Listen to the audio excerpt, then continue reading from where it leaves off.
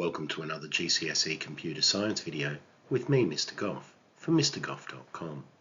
This video will focus on file handling. File handling refers to working with text files. When you open a file, it must be assigned to a variable. This variable is often known as the file handle. So in our example here, our variable file would store the text file names.txt. You can read a line of a file by adding .readLine to a file handle. So for example, when we open names.txt and say name is equal to file.readLine, it's going to read the name off the first line of the names.txt file. Using the .endOfFile method that checks for the end of a file, you can loop through an entire file. So this example here loops through the open names.txt file, appending each name to a names array.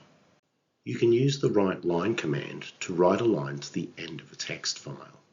So if we wanted to add these new names in our array here to the existing text file names.txt, then we can loop through our array with our open text file and use the file.WriteLine method to write each name onto a separate line in the text file.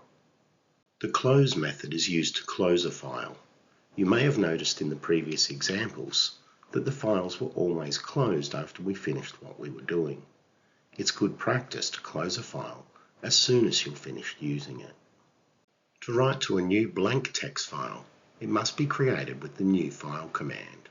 So the command new file names.txt would create a new text file called names. This could now be opened and used in the usual way. Text files are an effective way to store data between users of a program. Some projects you might like to try include adding a text file high score to an existing quiz or game that you have, and creating a shopping list program with the ability to add items, remove them, and clear the list. If you need some help on learning how to use text files with Python, you can find this in my Python Toolbox course, also available at MrGoff.com. That brings us to the end of this video on file handling.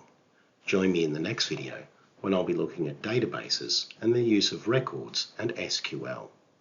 Use the resources at MrGoff.com to help you revise computer science. And until next time, it's bye for now.